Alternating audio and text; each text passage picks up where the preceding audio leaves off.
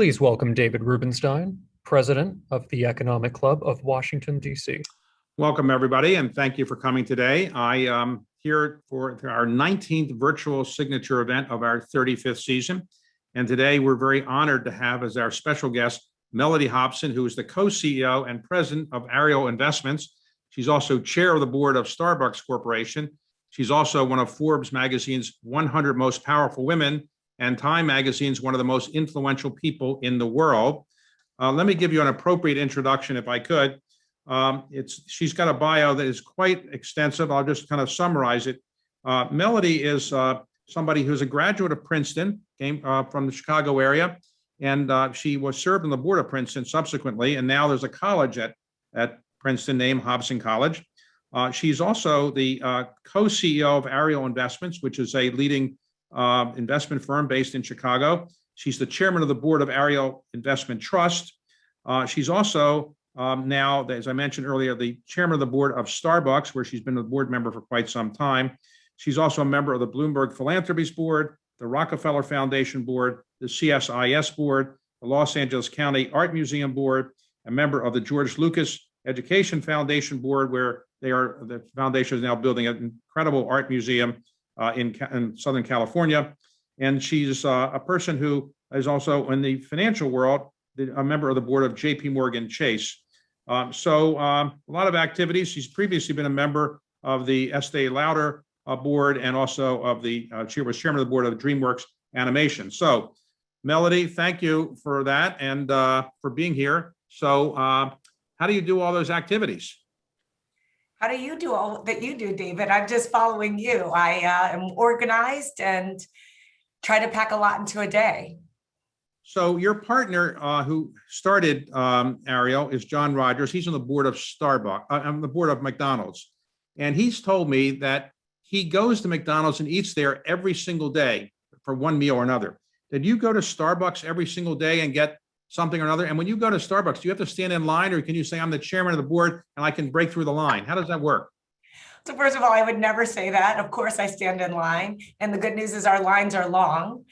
Secondly, what I would say is I have Starbucks every single day. It's at my desk right now, sitting. I don't necessarily always have to go to the stores to have Starbucks because, of course, I have a machine that will give it to me fresh as well at home. And I'm a big customer and a big fan of Starbucks. I'm what you would call a super user. So super user goes more than 19 times a month. Wow. So what is your favorite drink? I guess not. I actually drink Pike's Place and I drink it black. I don't put anything in it. Okay. So let me ask you, sadly, you are the only Black female chair of a Fortune 500 company. Sadly, not that it's sad that you're the chair, but sadly that there are no others. Is it surprising to you or disappointing to you that there are no other women who are African-American who are chairs of a major company in the United States, public company? Yes, it's brutally disappointing. I have a friend who says when you're the first or only Black anything, it's a proud and lonely walk. It is proud. I'm glad to have this opportunity and to be entrusted with this level of stewardship at the company, a company that I love so much. And I grew to really know and understand from sitting next to Howard Schultz in our board meetings. But at the same time, it's terribly disappointing to see where we are as a country, that today out of 500 companies in the Fortune 500, I'm the only Black woman. No, I think I'm smart. I think I'm talented, but I think there are plenty of others. And I think it's very, very disappointing to see these numbers so low, just basically one person like myself. I often say talent and genius do not discriminate. But for whatever reason, when you look at some of these higher levels, these higher echelons of corporate America, you start to see this funnel that just drops out women and people of color. So you've been a leader for a long time in improving the number of minorities, Blacks, women on boards. And you have an annual conference of Black corporate directors. I've been at that. You grilled me on that occasion. Why are you so interested in having more Black and women members on boards? Does it really make a difference who's on the board for these companies? Absolutely. So all the data, first of all, says that diversity adds value at the end of the day in terms of financial returns.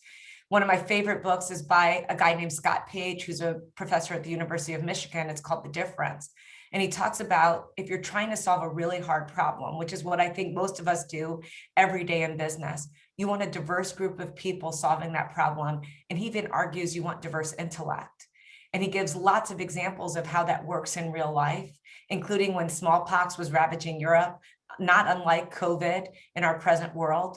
And he talked about the fact that when all the great scientists were brought together, it wasn't the scientists who discovered the breakthrough. It was a dairy farmer who noticed the milkmaids were not getting smallpox.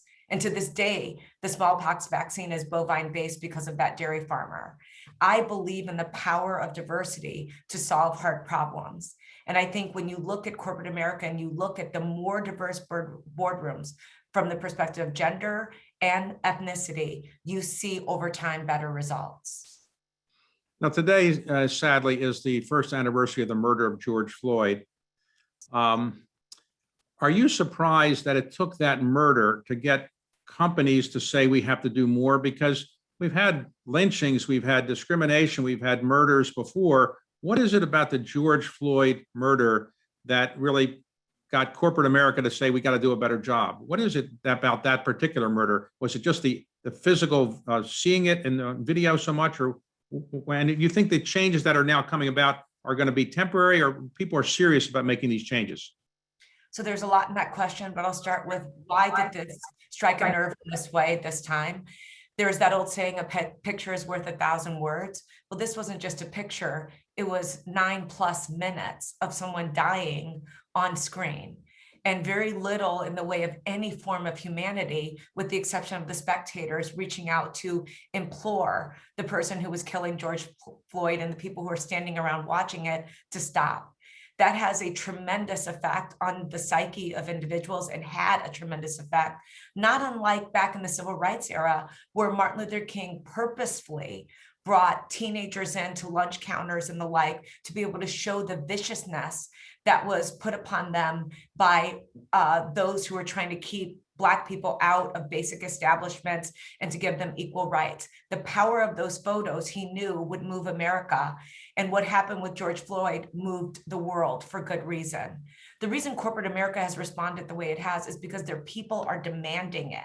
This is a very different time. I call this Civil Rights 3.0. 1.0 was the Emancipation Proclamation. 2.0 was the 1960s with the Civil Rights Act and the Voting Rights Act. And 3.0, this is the difference. The problem is at the feet of corporate America. Before, it was government's problem. Now corporations have individuals inside of their organizations saying, we will not stand for this, willing to walk out, willing to protest, willing to have their voices heard. That's what makes this a very different time. Corporate America is responding to its most valuable constituents, the people who work inside their organizations, as well as their investors, as well as the broader community. And you think this will be long lasting and not just temporary? I take it. I'm hopeful that it will be long lasting. I do feel that we've had a paradigm shift, but at the same time, David, we have so far to go. We're so far away from parity. And even at the pace we've moved that has stepped up a bit, that we are moving that has stepped up a bit, it will take decades and decades for us to see any kind of parity. And I'm not content with that. So Mellody, let me ask you, right now, there is a project that you're involved with called Project Black. Can you describe what that is and how it came about? Sure. It was the result of a phone call from Jamie Dimon. You mentioned that I sit on the board of JP Morgan Chase. I call it my PhD in banking that I'm getting from a master. And last summer, Jamie called me in the middle of all of the social unrest that was occurring in this country. And he said, Mellody, a lot of people want to help Black business. And he wanted to brainstorm about ways in which that could be done. And he had thought about bringing together Black financial services firms. And he started naming firms. And I said, Jamie, that one's out of business. They're gone. It only underscored the problem and the point. I said, I think I have an idea. I spent the weekend writing a memo that I sent to him. And in the spirit of investment banking, I gave it a pseudonym. I called it Project Black. And the idea was to scale sustainable minority built businesses by bringing two things together: capital and customers. I got really clear around this idea of customers because John Rogers, my co-CEO at Ariel and our founder, kept telling me people keep over-rotating when it comes to Black and Latinx businesses to this concept of access to capital. John would say access to capital is important, but access to customers is as or perhaps even more important. Then from sitting in that bank boardroom, I realized if you've got a fistful of receivables, JP Morgan will lend you money. So that customer piece became something that I said, how do we solve for it? So we want to buy businesses between $100 million in revenue and $1 billion that may not necessarily be Black when we buy them, because 95% of Black and Latinx businesses in this country have less than $5 million in revenue. So we want to go middle market, big, scale big businesses by making them tier 1 suppliers to Fortune 500 companies. We want to be the essential vendors of the vendor list. So JP Morgan is leading this effort. Are other companies, banks getting involved as well? JP Morgan is a co-investor with us, and they're one of our strategic partners. And we are, obviously doing our job right now and spreading the word about what we're doing. Let's talk about your company for a moment, Ariel.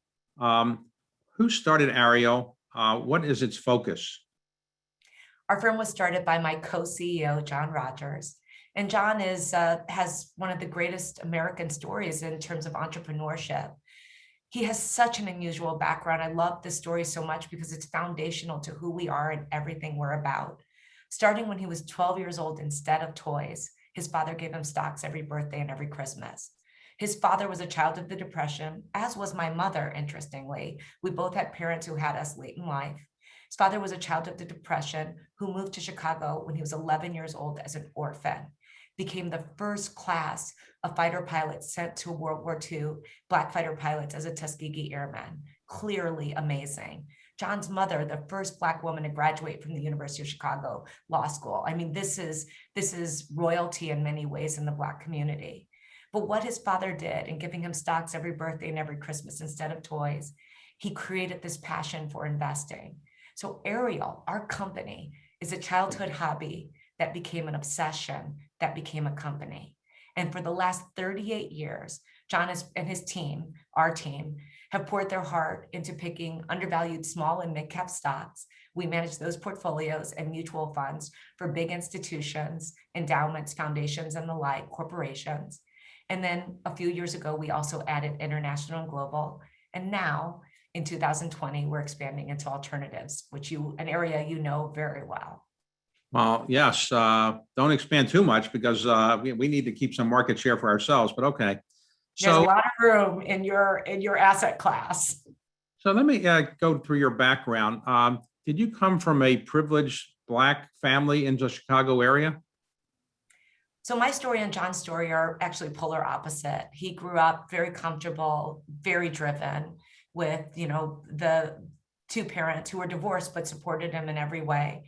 I grew up in Chicago. I'm the youngest of 6 kids. I had an extraordinarily kind and loving mother. She was a single mom. I'm super young in my family, meaning that my older siblings are over 2 decades older than me. So they often joke that I was not planned, even when I was a little kid. And it was a very tough existence. So my mom was an entrepreneur. She tried to rehab buildings and rent apartments out to people. It was a very tough existence at times. There were times when we would get evicted and our phone would get disconnected or our lights turned off or our car repossessed. And in really horrible periods, we would live in some of my mom's abandoned buildings. So it left a deep mark on me. And it's part of the reason that I say it's not an accident that I work in the investment business, because as a child, I felt so much financial insecurity that caused me so much anxiety. I was desperate to understand money. So you must have done reasonably well in high school to get into Princeton. Was Princeton a place that was on your radar screen? Because in that kind of circumstances, usually people don't go from there to Princeton. Well, first of all, my family does not understand how this happened, but starting when I was a very small child, I kept saying that I would go to an Ivy League school, and specifically, I would say Yale. They don't know where this came from, where I learned about this. I don't either. I don't recall. But I had my sights set on going to a really good school because I lived in a bit of chaos. And the one thing I knew how to do, the one thing I could control was school. I was really good at it. And so when I realized that I was really good at school, and that was the one place that brought me a great deal of stability, I worked in earnest to make sure that I could go to the best school. So I went to St. Ignatius College Prep in Chicago, and then I went to Princeton. And when I visited Yale my senior year, I realized that I didn't want to go to Yale, no offense to Yale. And ultimately, when I saw Princeton, I knew that was a place to be for me. But interestingly, one just funny aside story, I had gotten into Harvard as well. My mother was pushing me very hard to go to Harvard. I've told this story many times. And she kept saying to me, Mellody, Harvard, it's like if you're in an African village and you say Harvard, it's like Coca-Cola. Everyone knows what you're talking about. But Princeton is like Sprite. We only know it in America. So she was pushing Harvard. And at the end of the day, I loved Princeton and ended up going there, and it made all the difference. I'm sure I would have been happy and successful at Harvard, but I met John at Princeton. Now, as we know, many colleges like Harvard, Yale, and Princeton are now interested in getting what's called first-generation students. But it's one thing to get them accepted and get them there. It's another thing to actually have them, be kind of having the full experience when they come from very modest backgrounds. So what was it like? You're from a modest background, let's say, you go to Princeton. Did you feel like you could be in one of the eating clubs and everything like that? Or how did it work? Well, I had an interesting life in that I went to the first baccalaureate school in America in Chicago. It was the Ogden School. It was a public school, but it was literally the first baccalaureate school in the country. And in 6th and 7th grade, I was amongst the first graduates of a baccalaureate education in our country. So I went to school with international students. They were very smart. The school was very hard. And that prepared me for this high school experience that I had, which was diverse kids coming from all over Chicago to go to a very, very competitive high school, where we sort of bootstrapped my way through that school financially, and had some tough moments along the way, paying the tuition. One of the marks in my life is when I was asked to leave school because we didn't have $750 to pay my tuition. And it left a deep scar on me about inequity and what needs to be done in our society. But I had this opportunity to have this great education and be exposed to all these people. And so I tell people, when I got to the Princeton campus, from living in Chicago, from having had the run of the city as a kid, libraries, museums, etc., I felt like I belonged. And that was a real gift. I didn't feel out of sorts. I was not a fish out of water. I felt that I had worked really hard and I belonged there. And so, no, I didn't have a hard time acclimating. And I just tried to absorb and soak up every minute that I was there so I could get the best out of the education and the people and the experience, because I knew that it was special. So one of Princeton's more illustrious graduates in recent decades, certainly when I was around in college, was a guy named Bill Bradley, who was an All-American basketball player who was actually supposed to go to Duke. He accepted a scholarship, but the last minute he went to Princeton, to the regret of Duke. How did you get to know Bill Bradley? Great story. So I'm choosing between Harvard and Princeton. I can't decide. A Princeton alum meets me at a dinner. His name was Richard Missner, class of 65, the same as Bill. He hears me say across the table at this dinner for new admits that I'm going to go to Harvard. He makes everyone at the table stand up and take their plate and move, literally. And he moves everyone around until he's sitting next to me. And he says, "I'm about to save your life." This is literally true. He said, "I'm going to change your life. It's the equivalent of me picking you up off the street." He said, "I'm literally going to work on you until you decide to go to Princeton." And he said, "I went to Harvard for graduate school. I went to MIT after that. I've been to all of them. You should go to Princeton for undergraduate." He proceeded to call me every single day, literally. And I'm not sure why that didn't weird out my mother, but he did. Those were the days of a phone at home, a landline. So he called every day. And as it was getting down to the wire, he said, "Listen, I want you to come to this breakfast with me." It was at the Chicago Club in Chicago. I had never been there. He said, "You're going to have to miss school in the morning." Again, have no idea why. My mother said yes. So I go and I walk into this room, and it's only businessmen. There are no women, and they're there to see Bill Bradley, who I have no idea who he is. John Rogers is in that room, as well as all of these other muckety mucks. John Bryan, the head of Sarah Lee. Now, again, I don't know any of these people, but I know very quickly they're all important. So Bill Bradley looks at me. We're at one table. I'm sitting next to him. And he looks at me and he says, you are the one person who doesn't seem like they belong here, but you're the only one I'm interested in talking to, because I want to know what high school is like in America. And so he proceeded to grill me in front of all of these, businessmen about my experiences as a student. I walked out of that meeting and I said, I'm going to Princeton. I sealed my relationship with Bill Bradley in that meeting.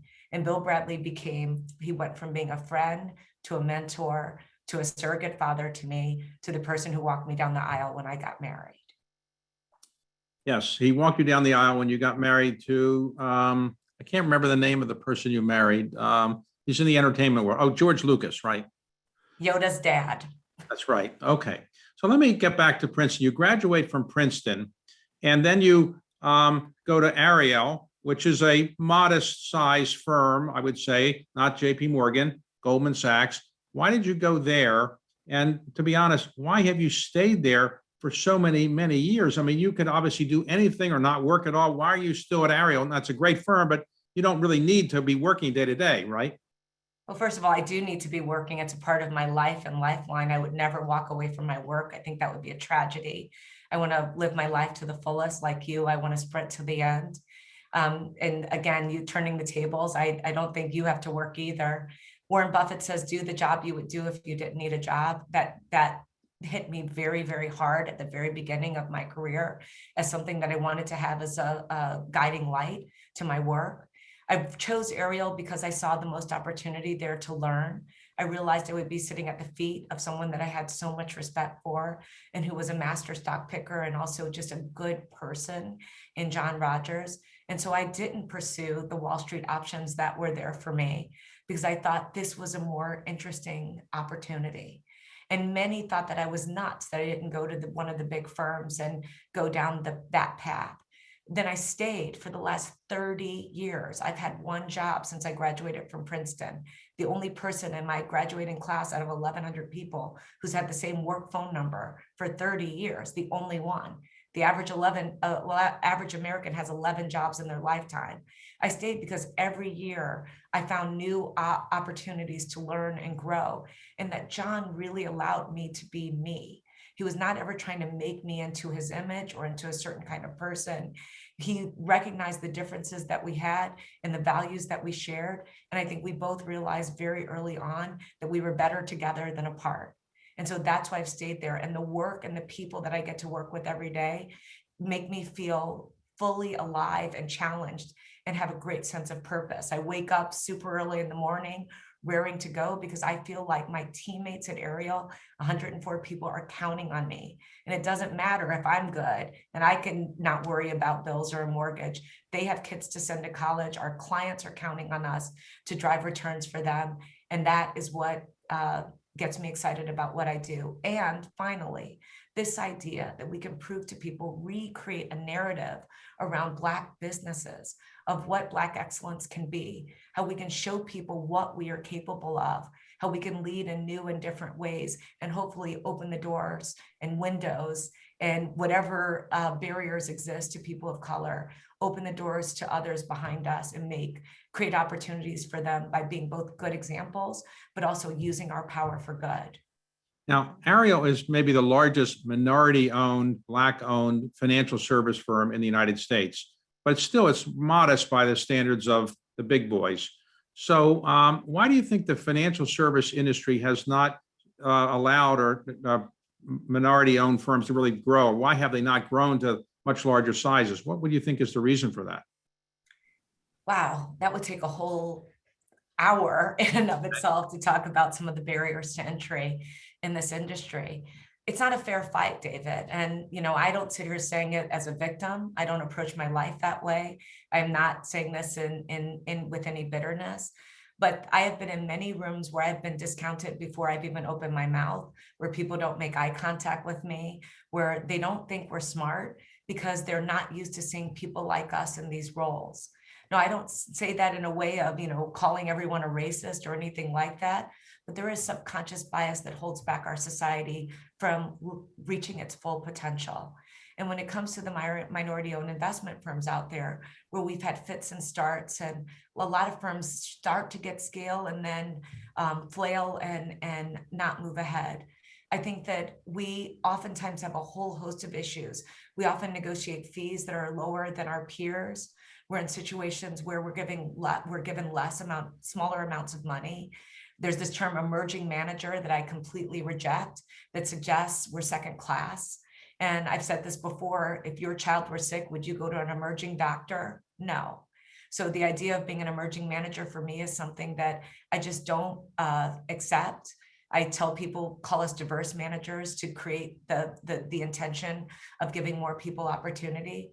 But there are a whole host of issues that have created some barriers to entry. And I am hopeful that we can continue to kick down doors. We're $17 billion in assets. And I know that's not 7 trillion like some of the big guys, but we are continuing to make progress. And it gives me great hope about the future. And size isn't everything, as you know all too well, David. You know, it's excellence that we want to show. So let me ask you this.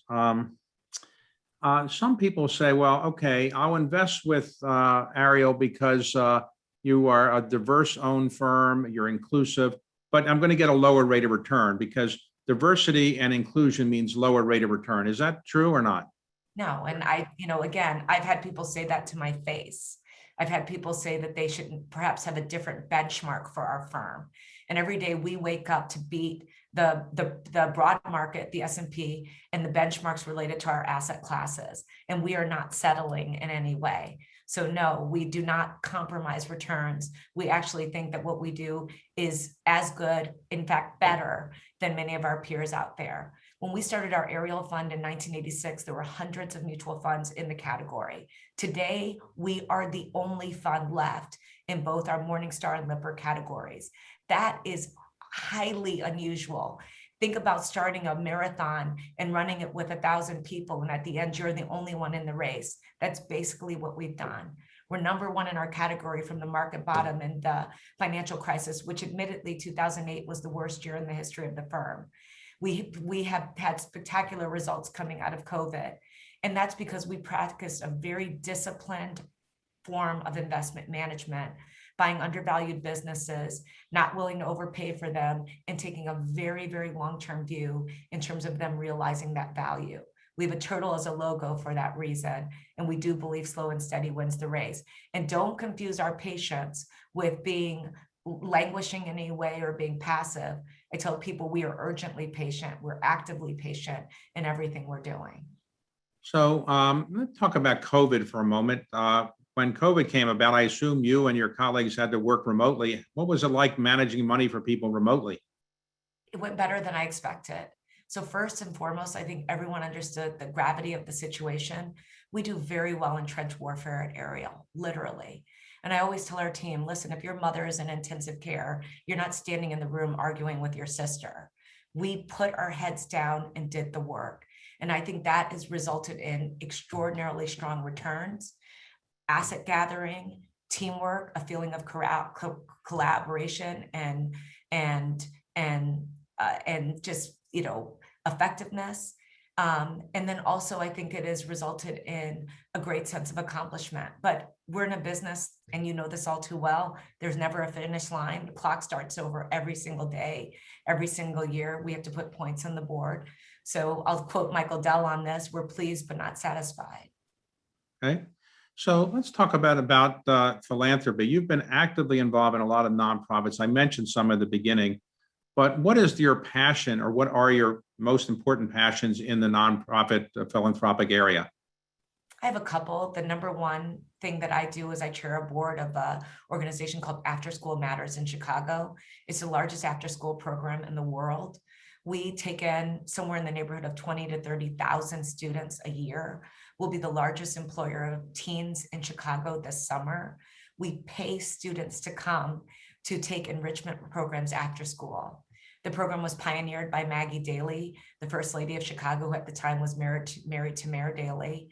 And she did something that was profound, including going to the IRS and getting an exemption for us to be able to pay students when they were underage, because we literally are giving them jobs before they're 16 years old.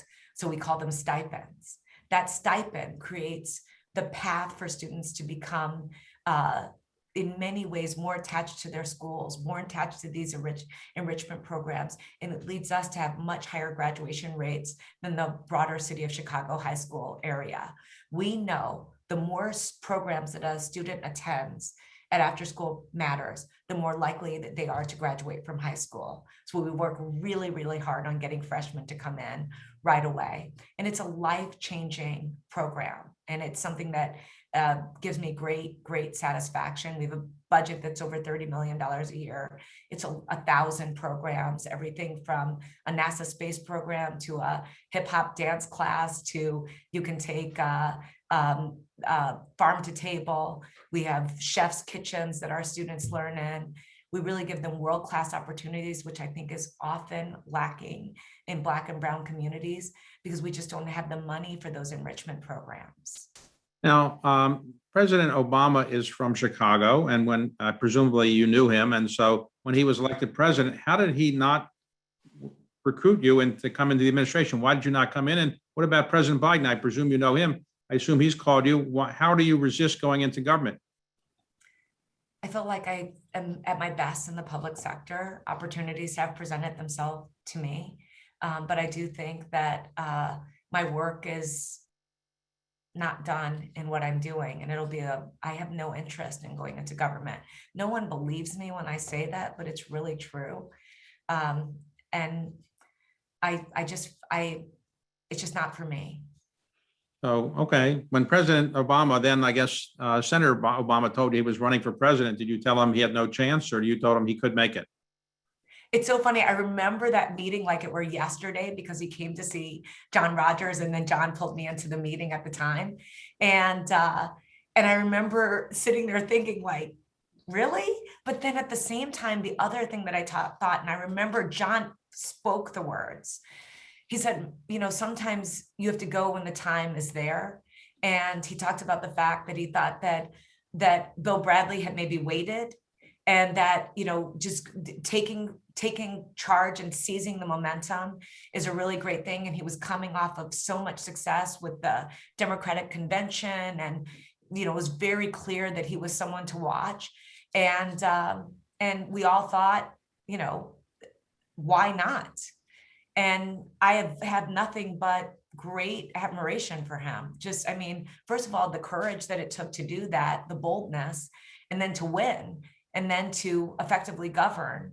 All of that to me is, I'm in awe of him.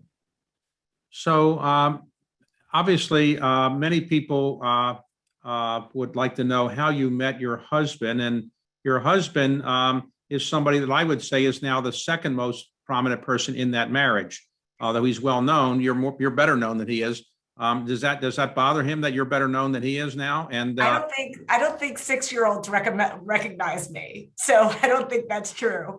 From 6 to 95, 100, he's probably one of the most recognized directors in the world because of his hair, and he's easily spotted in most places. And little children come up to him and start shaking and become terrified that they're even meeting him, which is always just a joy to see because he's brought so much joy to people's lives. Where did you meet him first? At a conference, believe it or not, at the Forsman Little conference that Teddy Forsman used to have in Aspen and still exists today. It's called The Weekend. I always said that Teddy had a call card on me for anything he ever wanted, because that conference led me to meet and ultimately marry George, which was a great gift to me. And we met at a conference. We started talking. I was chair of the board of DreamWorks, and we just started talking about the movie business. Everyone thinks I went on the board of DreamWorks after knowing George. I was already on the board. Maybe I wasn't chair at that point, but I'd been on the board for quite a long time. And of course, that was a board filled with all of his pals. And we just hit it off. Not initially, though. He was very, very shy and didn't say very much in the beginning. Did you think, I should say, that he knew much about the movie business as somebody on the board of DreamWorks, or you thought he didn't really know that much? Right. No, he took me to school. Okay. So now you and he are building something that's very unusual. It's called a self-funded museum. You're paying for the entire museum yourself. It's a museum that was going to be built in Chicago, but got to be too complicated. So now you're building it in Southern California. What is the museum and why is it important to you and George? We're building the Lucas Museum of Narrative Art, and it will be a very different experience. It will be a world-class institution. The building itself is visually stunning. It's like a sculpture. It's being designed by Ma Young-sung. It's his first building in America. It's all digital. It's the first of its kind building that literally has no paper blueprints. All of the contractors work off of iPads, something that has never been done before in this country. The actual design of the building probably would not have been possible without digital, which of course George was immediately taken with because of what he did in the film business with digital. At the end of the day, it will be, I call it a school for schools. I want it to be the most diverse, most open, most accessible museum in the world. I want anyone who walks into the door believe that they belong there, that it was built for them. We're putting it in a part of Los Angeles that has a very large Latinx community and also African-American community as well. We have within a 10-mile radius, 100 schools. We're on the campus of University of Southern California, George's alma mater, and we're across the street from the Coliseum. So we feel very good about where it's located. It is probably the largest gift ever given to an American city in US history. We are self-funding it. And why are we doing it? First, it's a collection that George has amassed over his entire lifetime. There are over, he personally had about 20,000 pieces, perhaps even more. It's art that he felt that was not very represented in big numbers in museums, illustrations, and specifically what he calls popular art or art that is orphaned by a lot of elite institutions. There's lots of fine art that we have with a large collection of Rockwells and Maxfield Parrish and all sorts of great artists, as well as contemporary artists as well. But at the end of the day, it was to create a place where students could come in and people young and old, not just young people, could come in and really feel attached to what they were seeing. And the thing about narrative art, it tells a story in one frame. You can look at the picture and know exactly what the artist was trying to convey, which George thinks increases that accessibility and allows the students and whomever is a viewer of that art to really have an emotional connection with it. Okay, so recently you bought the museum bought a very famous painting of George Washington Carver crossing the Delaware. Why was that so important for you to include in the museum? Well, there's so many trophy pieces that we've bought. Many of them haven't even been announced yet. The Colescott painting is one that we thought was very, very important in its depiction of that narrative through Black faces. And then we thought that that would be something that would be significant. Again, we want people to come into the museum and see themselves. We want them to understand that they're a part of the history of this society. And that's whomever they are. And so these trophy pieces like that one was something that we thought was very important. But that's true. We have Latinx art. We have certainly, as I've already mentioned, Rockwells, et cetera. There's so many artists that are represented. Botero. I mean, I could go on and on. So let's talk about your racism a bit and whether you experience it now. You're now one of the most prominent African-American women in the United States and one of the most prominent women in the United States. So do you ever see racism anymore, or do you say you're above that now and you don't experience it? So I have a friend I was talking to once. He was on the Starbucks board with me, Olden Lee. He was the head of HR for all of Pepsi, just brilliant, so wonderful and smart. No longer on the board, but I was sitting with him at an airport once and we were talking about the issues that we all confront when we walk around in our packaging. And he looked at me and I was sort of lamenting and whining a little bit. And he said, Mellody, how long have you been Black? How long have you been a woman? And it was his way of really underscoring this is the condition in which we live. It's incredibly sad and disheartening at times. It literally, there are moments that I think about what I'm experiencing, and then I know the person with no education, no credentials, no resources, they don't even have a chance if I'm going up against what I'm going up against. And I don't say that again as a cross that I bear or being bitter. I'm just saying these are facts They are facts in life. And those facts in life, from everything from, being thought to be a part of the flight crew over and over and over again, the flight attendant, to I can just go on and on and on with all of the micro and macro aggressions that happen on a regular basis. But those only embolden me. They only let me know that I have work to do. That's why I work so hard. That's why I keep working. That's why I pour my heart into making sure this narrative changes. That's why I'm so excited about what we're doing with Project Black and the possibility to scale very large minority businesses over time, that we could look back in a decade and have billion-dollar Black and Latinx businesses. It only fuels my drive and energy. So there's a story, I don't know if it's true, maybe it's apocryphal, that you and John were going to some meeting sometime and you showed up and somebody thought you were the help to serve the food or something like that. Is that true? It was Harold Ford. It's the top of my TED Talk that I did on race called Color Brave. And we had arrived at one of the largest media companies in the world in New York to do an editorial lunch. Harold was running for senator of Tennessee. And we arrived in the building and we were escorted up to the appropriate floor. My friend, who was a big muckety muck at that media organization, had set up the meeting, and we were supposed to meet with all of the editors. And we got there and the receptionist asked us to follow her. And we were both locked in conversation because we hadn't seen each other and we had flown in from two different places. And we were in our Sunday best in many ways. And we walked and walked and followed her and followed her. And finally, we got taken to a very obscure room. We walked into the room. It was completely empty. And she turned to us and said, "Where are your uniforms?" And we looked at her and we literally chuckled. I mean, it was that funny. And at the same time, my friend ran in. She literally, all of the blood drained from her face. And I looked at her and I joked, "Isn't this a perfect example of why we need more than one Black US senator?" Because at that time, there was only Barack Obama. And so it just really was one of those sort of very clear moments that crystallized all the issues that occur in our society, that we were showing up there to be the guests, but we were thought of as being the wait staff. So when I gave my TED Talk, I purposely wore a black and white dress to have people think I was wearing a uniform. So in light of the restrictive legislation now being passed in some states, and in light of the fact that the John Lewis Voting Rights Act hasn't yet passed Congress and may not, are you optimistic about the future of race relations in the United States? Or you still think we have decades and decades and decades to go before we're going to see real progress? I was born glass half full.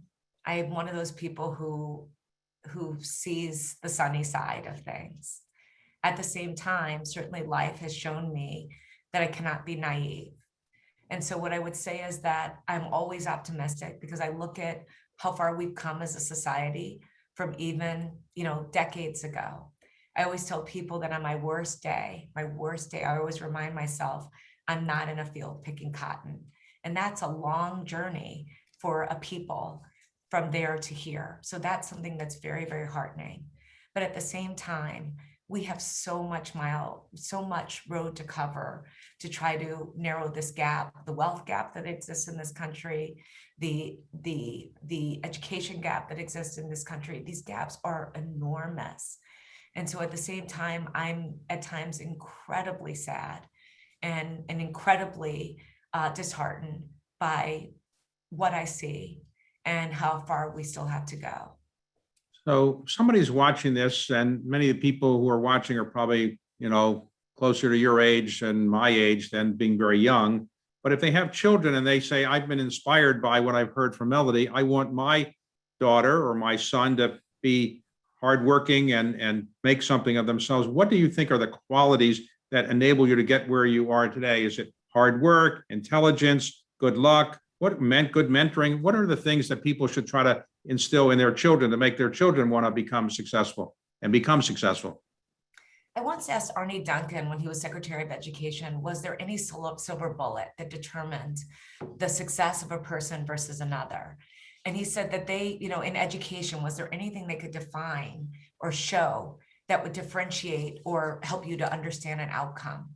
And he said the one thing that they thought was very telling was persistence, not giving up. So not letting kids give up on things, not letting them quit. The Angela Duckworth book, Grit, is about that. So I think there's a certain amount of grit that you need in life to be able to withstand all that is going to come at you, which is going to be a lot, no matter who you are, no matter what walk of life, what station of life you come from. Life is hard.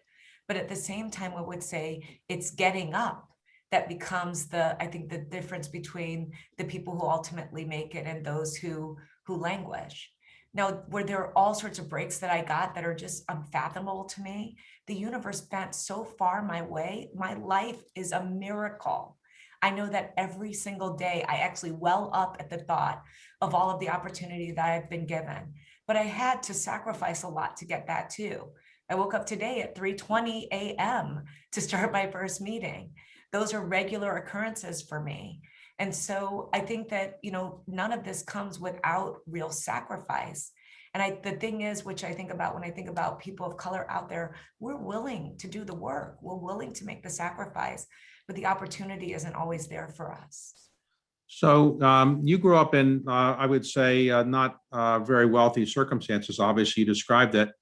You have a daughter, you and George have a daughter who's obviously going to grow up in different circumstances. How are you going to instill in your daughter the drive and push that you have? Obviously, is it hard to do? She won't be me and she won't be George. She will be her. And I will be, I'm not trying to make her into something. I'm trying to create circumstances whereby she can thrive as the person that she is and wants to be. But I have some non-negotiables. One of them is kindness.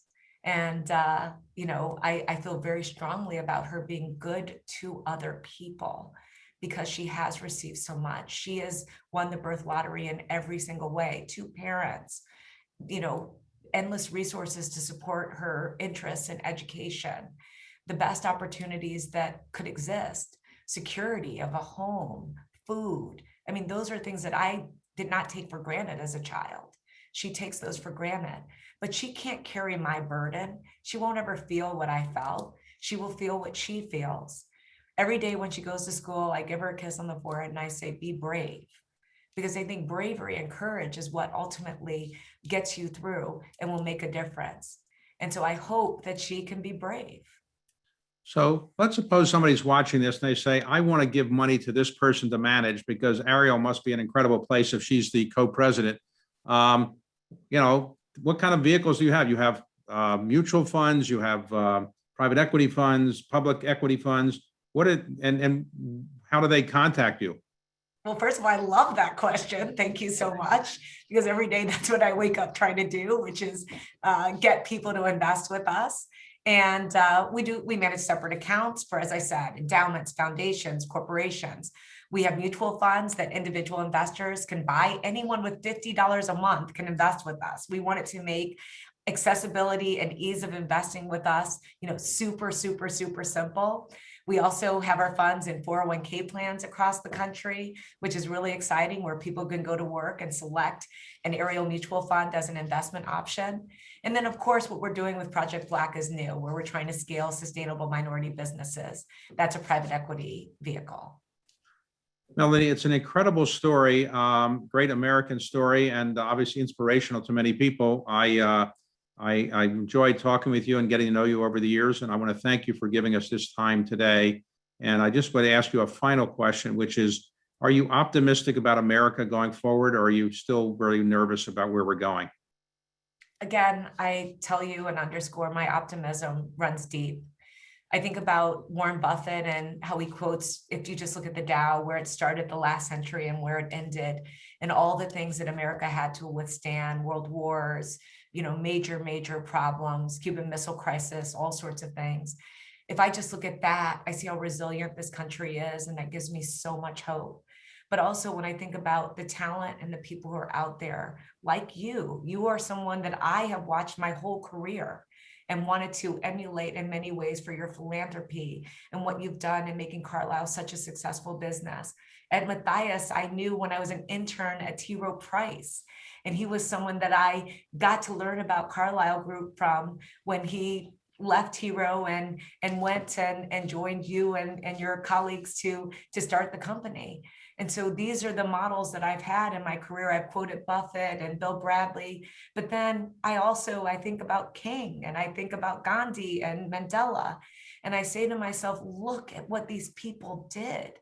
And when I think about that, the person that actually solidifies this for me, who gives me goosebumps, because I think about so many people think you need power to affect change. I think about Rosa Parks. And I'm like, all she did was decide she wasn't going to get up. And then I realized all of that, the amalgamation of all of these great leaders and talent and brilliance will continue to create a better society. We have a lot to overcome.